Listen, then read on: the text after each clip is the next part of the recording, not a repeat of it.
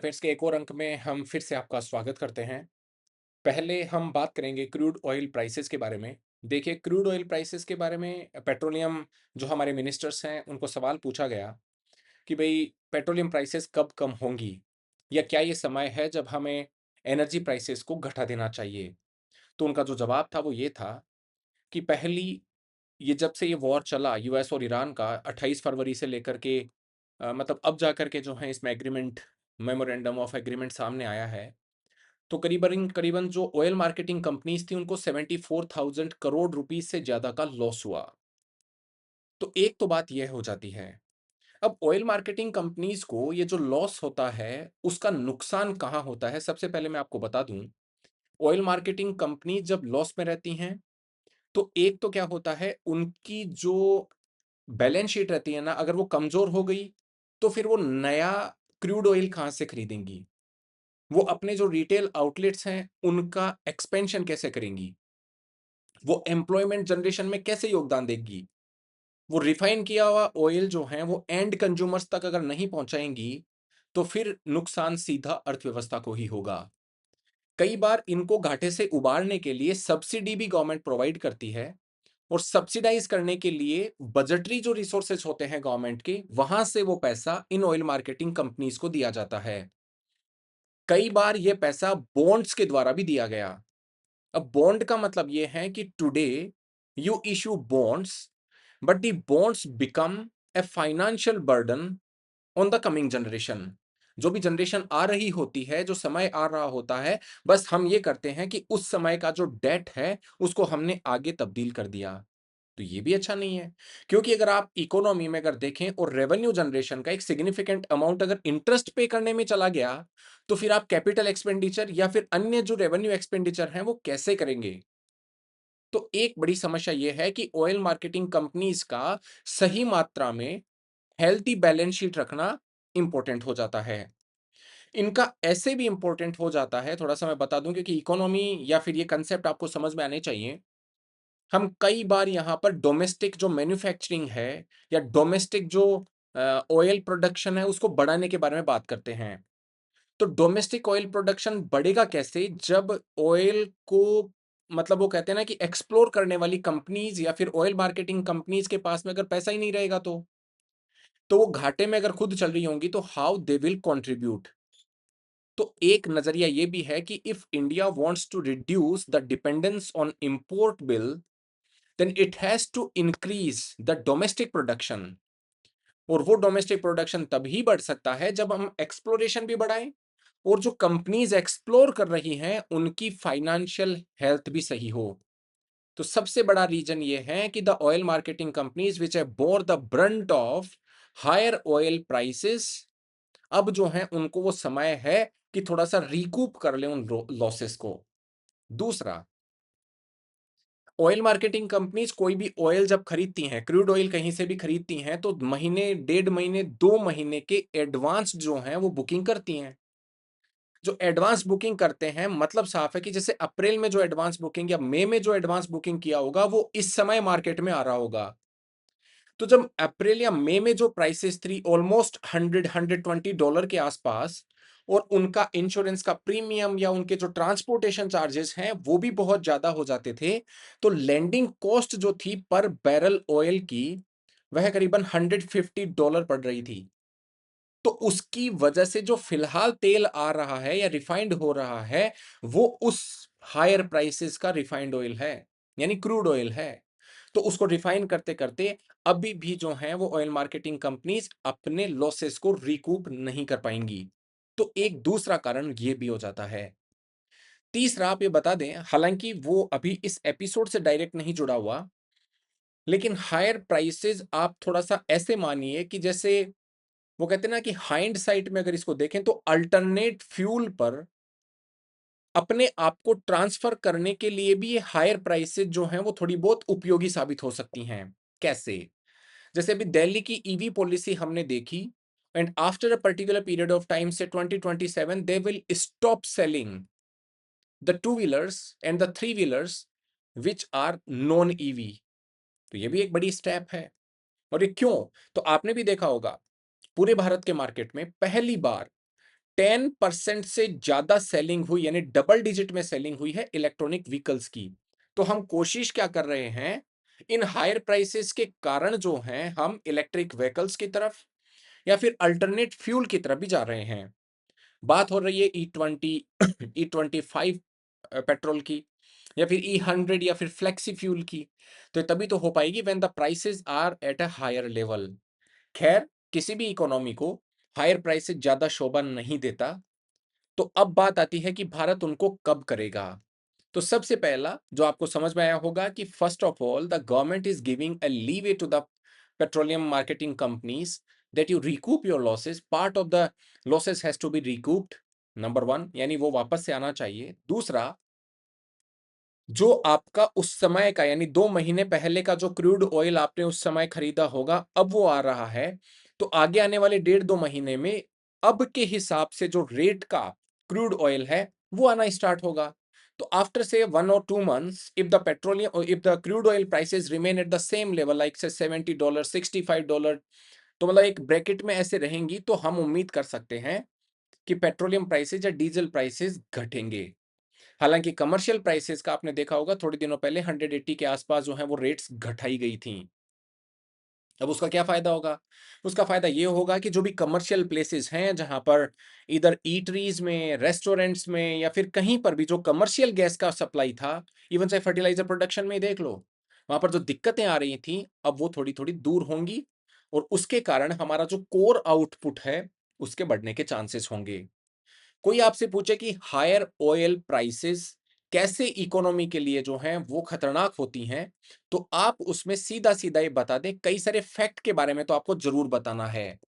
आप ये बताएँ कि अगर हम कोई भी पेट्रोल की सॉरी क्रूड ऑयल की प्राइसेस अगर $10 से बढ़ जाती हैं प्रति बैरल, तो भारत का करंट अकाउंट डेफिसिट 0.3 से 0.4% तक वाइडन हो जाता है। और जब करंट अकाउंट डेफिसिट वाइडन होता है, तो उसका असर हमारी इन्फ्लेशन पे, हमारी करेंसी की एक्सचेंज रेट पे, बाहर से आने वाले निवेश पे, इन सब पे या इकोनॉमी में जो हमारा खुद का कॉन्फिडेंस है, उस पर उसका गलत असर पड़ता है। रिटेल जो इन्फ्लेशन है, यानी जो सीपीआई कंज्यूमर प्राइस इंडेक्स जो है, उसके ऊपर भी 0.2 से 0.3% का पॉजिटिव असर पड़ता है। यानी महंगाई और ज्यादा बढ़ जाती है केवल $10 क्रूड ऑयल प्रति बैरल बढ़ जाने के कारण।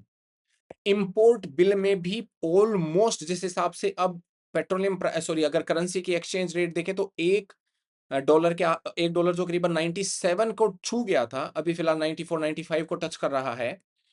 तो उसकी वजह से $15 बिलियन का भी नुकसान जो है हमें इंपोर्ट बिल में देखना पड़ता है। तो उसकी वजह से हमारे यहां पर ट्रेड का डेफिसिट, दूसरा रुपये की वीकनिंग, यानी जो भी लोग हमारी अर्थव्यवस्था को देखेंगे, महंगाई बढ़ रही है, ग्रोथ घट रही है, करंट अकाउंट डेफिसिट बढ़ रहा है, सप्लाई साइड कंस्ट्रेंट खड़े हो रहे हैं, एनर्जी का संकट खड़ा हो रहा है, तो फिर वो देखेंगे तो करेंगे क्या? वो भी अपनी कैपिटल को मार्केट से निकालेंगे and they will send their capital somewhere else. सरकारों ने भी देखिए कितने प्रयास किए। सरकार ने एक्साइज ड्यूटी कम की। एक्साइज ड्यूटी का मतलब ये है कि जो भी पेट्रोल बेचा जा रहा है, उससे सरकार को जो टैक्सेबल इनकम हो रही थी, उसको जो है करीबन 10 रुपीज प्रति लीटर से घटाया गया। अब उसका क्या फायदा निकला? उसकी वजह से जो पेट्रोलियम प्राइसेस बढ़ जाते, यानी ₹7.5 के आसपास बढ़े, वो 17 एंड हाफ रुपीज बढ़ चुके होते अगर वो हमने जो है, यानी सरकार ने उसका शॉक अब्जॉर्ब नहीं किया होता तो। हाइपर इन्फ्लेशन की स्थिति खड़ी हो सकती थी। करेंसी की एक्सचेंज रेट और ज्यादा गिर सकती थी। इसी तरीके से जो फॉरेन डायरेक्ट इन्वेस्टमेंट या फॉरेन इंस्टीट्यूशनल जो इन्वेस्टमेंट है इकोनॉमी में, और ज्यादा गिर सकता था। यानी there could have been a net flight of the foreign currency in India also, from India. तो ये वो कारण है जिनकी वजह से पेट्रोलियम की या क्रूड ऑयल की हायर प्राइसेस भारतीय इकोनॉमी को इस प्रकार से इंपैक्ट करती हैं। तो अगर अगर वो इम्पैक्ट देखें तो सीधा-सीधा जो है कंज्यूमर्स के पॉकेट पे खर्च होता है, ट्रांसपोर्टेशन के चार्जेस बढ़ते हैं। लेकिन जो सेकेंडरी ऑर्डर होता है, उसके कारण इन्फ्लेशन यानी महंगाई, अन्य चीज़ों में जो ट्रांसपोर्टेशन का जो मतलब भार पड़ता है, उसकी वजह से चीज़ों के बढ़े हुए दाम, और फिर जो है करेंसी की एक्सचेंज रेट कमज़ोर होने की वजह से फिर से जो है हमें इम्पोर्टेड इन्फ्लेशन का सामना करना पड़ता है, क्योंकि तेल हम मँगा रहे हैं। अगर करेंसी कमज़ोर होगी तो हमारे यहाँ पर और ज़्यादा पैसा हमें खर्च करना पड़ेगा सेम डॉलर के लिए, जो कि हम डॉलर बाहर भेज रहे हैं। तो एक तरह से हमारे यहाँ पर करंट अकाउंट डेफिसिट या फिर बजटरी जो कंस्ट्रेंट खड़े हो जाते हैं, वो सेकंड ऑर्डर इम्पैक्ट भी खड़े करते हैं इकोनॉमी के लिए। इसलिए you should know the economic impact of higher prices of energy. कोई पूछे कि सोशल इम्पैक्ट क्या है इसके? तो देखिए सोशल इम्पैक्ट क्या है? अगर आप फॉसिल फ्यूल कोई अवेलेबिलिटी आपके पास नहीं है, it means you are spending more. So आपका पैसा जो कि अन्य कामों में यूज हो सकता था, वो पहले, जैसे मान लो पहले आप ₹100 का प्रतिदिन खर्चा कर रहे थे, अब आपको ₹120 का खर्चा करना पड़ रहा है। तो जो आप ₹20 अपने खाने में या अपने किसी अन्य चीज़ में उपयोग कर रहे थे, तो वो सोशल कामों के लिए जो उपयोग किया जाने वाला है, चाहे वो शिक्षा, स्वास्थ्य, अच्छा न्यूट्रिशन का फूड, अब वो पैसा जो है आपका केवल एनर्जी की रिक्वायरमेंट में पूरा हो रहा है। तो सोशल कॉस्ट उसकी हो गई ना।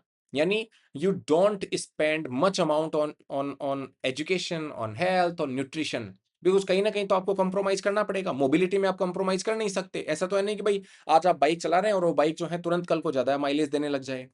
दूसरे सोशल कॉस्ट क्या है कि सोशल टेंशन्स खड़ी होती हैं। कैसे?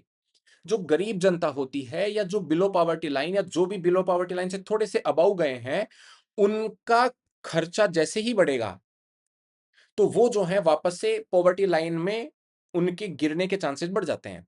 उनको ऐसे देखिए कि सरकार भी उनकी कम मदद कर पाती है, क्योंकि सरकार के पास जो बजटरी रिसोर्सेज होते हैं, यानी जैसे हमने एक्साइज का टैक्स घटाया, एक्साइज टैक्स घटाते ही क्या हुआ? उसके कारण जो है सरकार का रेवेन्यू कट कम हो गया। अब 2 लाख करोड़ रुपए अगर सरकार का रेवेन्यू कम होगा, तो कहीं न कहीं सरकार जो वेलफेयर के काम करती है, वो तो रोकने पड़ेंगे ना। तो वो वेलफेयर के काम किसके लिए किए जाते हैं? वो उस लोगों के लिए किए जाते हैं जो या तो बिलो पॉवर्टी लाइन हो या जिन्होंने पॉवर्टी लाइन से थोड़ा-सा अपने आप को अभी बाहर पाया है। तो there is always a fear that these people will again slide back into the poverty. तो उसका दूसरा सबसे बड़ा नुकसान ये हो जाता है, यानी गरीब को उसका सबसे बड़ा जो है वो बर्डन फेस करना होता है सोशल। तीसरा, इसके कारण सोशल टेंशन्स भी बढ़ती हैं। मतलब आपने कई सारी क्यूज़ देखी होंगी, जहाँ पर लोगों के बीच में आपस में भी विवाद हुए, पेट्रोल पंपों पर लाइन थी, हमारे देश में नहीं, कई अन्य देशों में। तो वो लाइन होने की वजह से जो है आपस में लड़ रहे हैं, अनरेस्ट क्रिएट हो रहा है, लॉ एंड ऑर्डर की रिलेटेड टेंशन्स हो रही हैं, ब्लैक मार्केटिंग खड़ी हो रही है।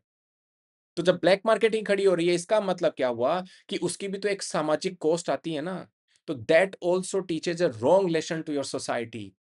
तो आपस में टेंशन्स बढ़ती हैं, कम्युनल हो, चाहे वो स्टेट ऑफ द सोसाइटी के बीच में हो, रिच और पुअर के बीच में खाई बढ़ती है, तो ये उसकी सोशल कॉस्ट के तौर पर आप ले सकते हैं, how the energy prices keep a burden. फिर आता है आपके हेल्थ पे। जैसे मान लो आप अगर फॉसिल फ्यूल को नहीं यूज़ करके, जो और ट्रेडिशनल फ्यूल है, जैसे बर्निंग, जैसे हमने गैस की अवेलेबिलिटी नहीं थी।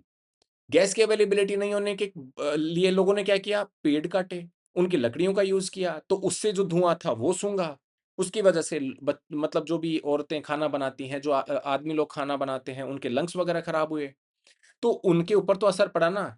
कहा जाता है कि इंडोर एयर पॉल्यूशन जो है, वो इंसान का 13 से लेकर के 15 सिगरेट का जो धुआँ अगर पेट में जाता है, उतना रोज़ाना सूँघने से एमिशन उतना अंदर जाता है। और उसका इनडायरेक्ट इम्पैक्ट जो है वो ग्लोबल टेम्परेचर्स को बढ़ाने में भी यूज होता है। So we shift from a clean या relatively clean energy to sort of dirty fuel, या फिर हम एनवायरनमेंट को या फिर जंगलों को भी नुकसान पहुंचाते हैं, तो उसके भी सोशल कॉस्ट हैं हेल्थ के नजरिए से। तो आपको हायर एनर्जी प्राइसेस के इकोनॉमिक या सोशल कॉस्ट पता होने चाहिए। भारत के ईस्टर्न कोस्ट पर एक समस्या खड़ी हो सकती है, अगर चाइना, बांग्लादेश, म्यांमार का कोई भी इकोनॉमिक कॉरिडोर जो है वहां पर अगर खड़ा हो जाएगा तो। आपने देखा होगा, बांग्लादेश के जो प्राइम मिनिस्टर हैं वो चाइना की विजिट पर थे, और वहां पर दो एग्रीमेंट भारत के लिए एक तरह से आंखें जो हैं वो खोल सकते हैं। एक तो तीस्ता रिवर मैनेजमेंट के बारे में, और दूसरा जो है आपने देखा होगा कि बांग्लादेश का मोंगला पोर्ट, उसको भी चाइना डेवलप करेगा। पहले से ही खबरें चल रही थी कि भारत के चिकन नेक कॉरिडोर के पास में चाइना एक डिफेंस फैसिलिटी बना सकता है, जहां पर टेक्नोलॉजी ट्रांसफर करके ड्रोन्स को कैसे निर्मित किया जाए, उसका जो है इकोसिस्टम तैयार हो। अगर चाइना ऐसा करता है और चाइना बांग्लादेश और म्यांमार इसका एक कॉरिडोर अगर खड़ा करता है, तो चाइना पाकिस्तान इकोनॉमिक कॉरिडोर, जिसमें ग्वादर पोर्ट को चाइना ने डेवलप किया और अभी जो है अपनी जो कनेक्टिविटी के बारे में स्ट्रेट ऑफ मलाका, उसके ऊपर जो उसकी डिपेंडेंसी थी उसको कम करने का प्रयास किया। तो वो मतलब अगर बात करें ग्वादर पोर्ट से चाइना के शिनजियान प्रोविंस को जो जोड़ा जाता है, उसी तरीके से ये इकोनॉमिक कॉरिडोर भी चाइना की प्रेजेंस को बे ऑफ बंगाल में और ज्यादा बढ़ा सकता है।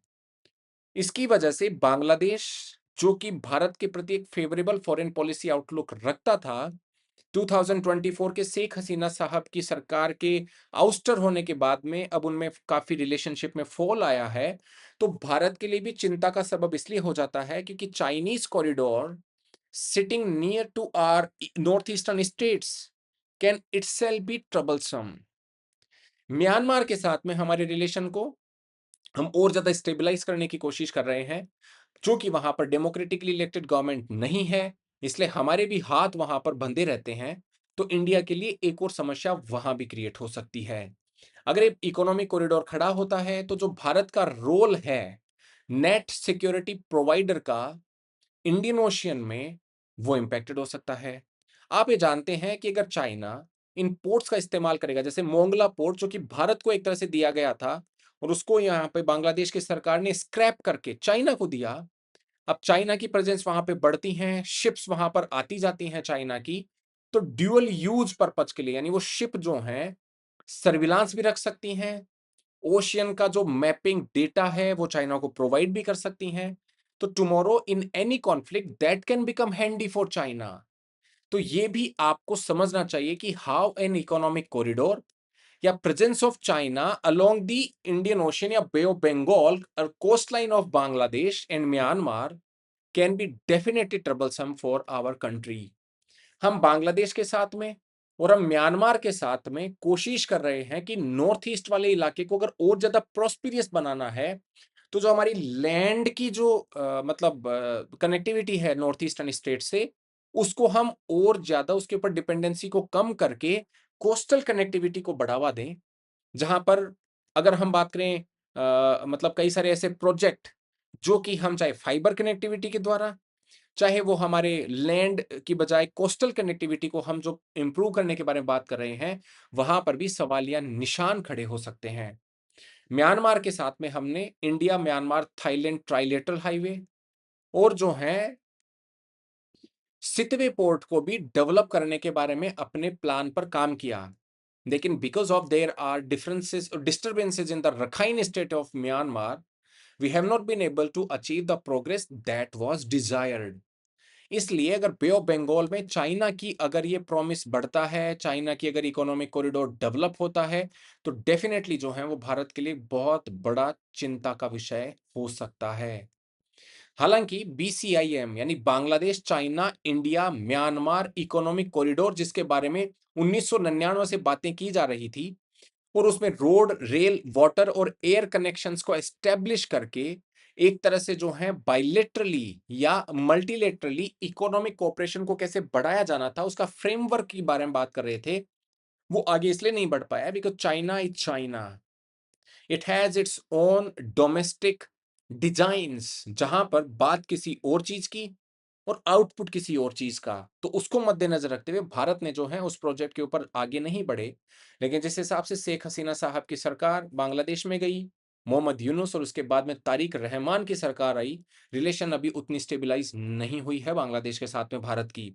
और म्यांमार का तो केस अलग है, जहां पर मिलिट्री जनता का शासन है और डेमोक्रेटिकली इलेक्टेड जो आंग सांग सूकी की जो सरकार थी, उसको जो वहां से हटाया गया और उसकी वजह से भारत के लिए भी अपने जो चैनल्स हैं डिप्लोमेटिक चैनल्स, वो पूरी तरीके से जो है म्यांमार के साथ रखने में डिफिकल्टीज आई। तो वो भी जो है एक बड़ी खतरे की घंटी थी और जिसकी वजह से जो है ऐसा हो सकता है कि चाइना, म्यांमार और बांग्लादेश का अगर इकोनॉमिक कॉरिडोर सामने आता है, तो it can become another troubling point for us. String of pearls policy या फिर चाइना का बेल्ट एंड रोड इनिशिएटिव पहले से ही चिंता का सबब था, जहां पर चाहे वो मालदीव्स हों, चाहे वो श्रीलंका, बांग्लादेश हों, चाहे वो म्यांमार, थाईलैंड, इन सारे कंट्रीज के साथ में जो चाइना के रिलेशन हैं, वो भारत के लिए ऑलरेडी दिक्कत खड़ी कर रहे थे। तो आपको ये दोनों टॉपिक इस तरीके से एक ओवरऑल मैनर में समझना चाहिए, क्योंकि आपको फॉरेन रिलेशंस या इकोनॉमी के किसी भी डायमेंशंस में या फिर ऐसे राइटिंग में ये काफ़ी बड़ा योगदान दे सकता है। अगर आपको हमारा टॉपिक अच्छा लगता है, तो आप हमें लाइक करके, शेयर करके हमें बता सकते हैं। आज के लिए इतना ही। Thank you very much.